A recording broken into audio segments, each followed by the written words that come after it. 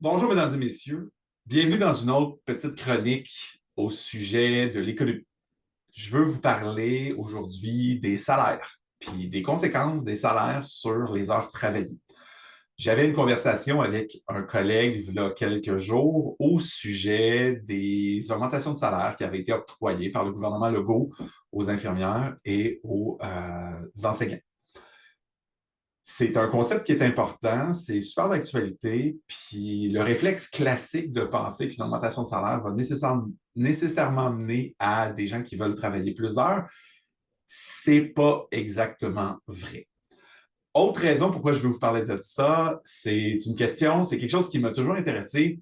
Je fais toujours la blague dans mes classes disant que si vous voulez briser un party, créer un malaise gigantesque, faites juste commencer à demander aux gens dans le party autour de vous le salaire qu'ils font. Au Québec, il y a un grand, grand tabou sur les salaires. Et de toute façon, demandez le salaire de quelqu'un. S'il vous répond l'argent qu'il fait, ben, malheureusement, ce que vous allez être capable de faire, c'est de donner votre impression selon vos standards de, ses salaires, de son salaire et non pas de savoir si lui est satisfait du salaire qu'il fait. Donc, de demander à quelqu'un combien il fait d'argent, ben, ça va juste vous donner, vous allez avoir un biais en fonction de ce que vous pensez que le salaire vaut, puis vos dépenses à vous versus lui.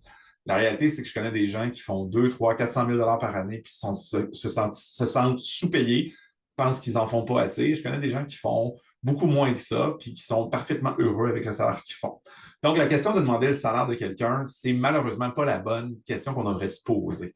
Donc, je vais vous expliquer un peu la théorie économique en arrière de l'idée de si on veut travailler plus ou moins avec les salaires. Puis après ça, je vais terminer le vidéo en vous disant, moi, c'est quoi la question que je pose quand je veux savoir le degré de satisfaction des gens envers leur salaire.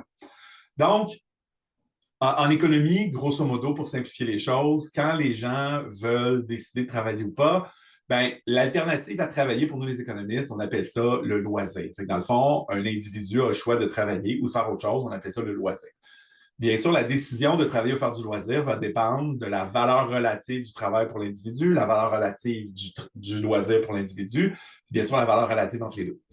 Donc, ça fait référence aussi à un concept qui s'appelle le coût d'opportunité, hein, qui est le sacrifice qu'on fait quand on fait un choix. Donc, chaque heure que vous décidez de travailler, ben, c'est une heure que vous ne pouvez pas avoir du loisir. Donc, ben, c'est la valeur entre les deux. Puis le sacrifice qu'on fait, ben, on a découvert, il y a très, très longtemps, quand on augmente le salaire, le premier réflexe au début, quand les salaires sont relativement faibles, c'est les gens veulent travailler plus. Ça, on appelle ça l'effet de substitution.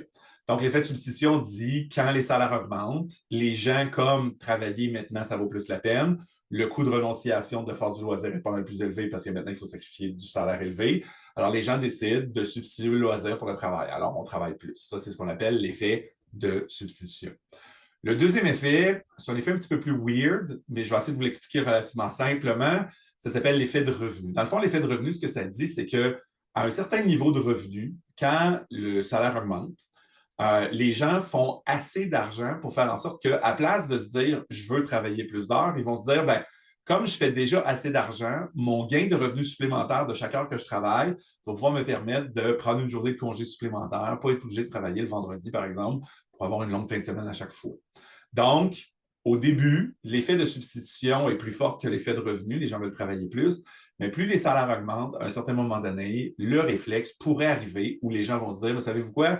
Mon augmentation de salaire me justifie maintenant de travailler juste 4 jours, puis je vais faire le même salaire que quand je faisais 5 jours. Puis comme je fais assez d'argent, mais je n'ai pas besoin de travailler plus. Donc, le réflexe de toujours augmenter les salaires pour essayer d'attirer des gens supplémentaires, c'est dangereux. Une histoire relativement simple d'exemple de ça, voilà plusieurs années, il y a un ancien gouvernement du Québec qui avait octroyé des salaires, des augmentations de salaire importantes aux médecins. Puis, une des choses que le ministre et le premier ministre avaient le ministre de la Santé et le premier ministre avaient mentionné, c'est ben, en augmentant les salaires, ça va inciter les gens à rentrer dans la profession. Ben, nous, les économistes, quand on a entendu ça, moi en particulier, je me suis senti un peu mal à l'aise là-dedans parce que j'ai dit, ben, oui, ça peut attirer d'autres mondes pour devenir des médecins, mais ça pourrait inciter aussi les médecins qui travaillent déjà de prendre des journées de congés supplémentaires.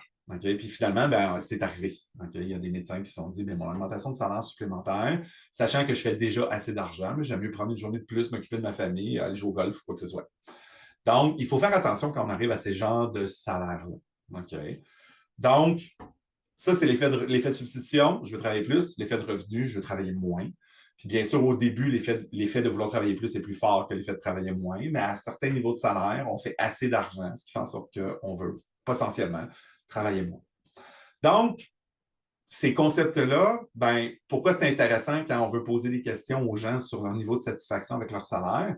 Ben, moi, quand je rencontre quelqu'un, puis on parle de satisfaction de son salaire, ben, à la place de demander combien il fait, puis lui de me répondre son salaire, puis après ça, moi, de juger son salaire en fonction de moi et non pas en fonction de lui, la question que je pose, c'est toujours la suivante. Je dis toujours, demain matin, tu as une augmentation de 10% de ton salaire. Est-ce que tu veux travailler plus ou tu voudrais travailler moins? Bien, si la personne me dit qu'elle veut travailler plus, ça veut dire que son effet de substitution est encore plus fort que son effet de revenu. Ça veut dire qu'elle ne fait pas suffisamment de salaire selon ses standards. Si la personne hésite et elle dit une augmentation de 10%, je voudrais travailler un petit peu moins, bien, ça voudrait dire quoi? Bien, ça veut dire que la personne a fait un salaire suffisant, ce qui veut dire que l'effet de revenu est plus fort que l'effet de substitution.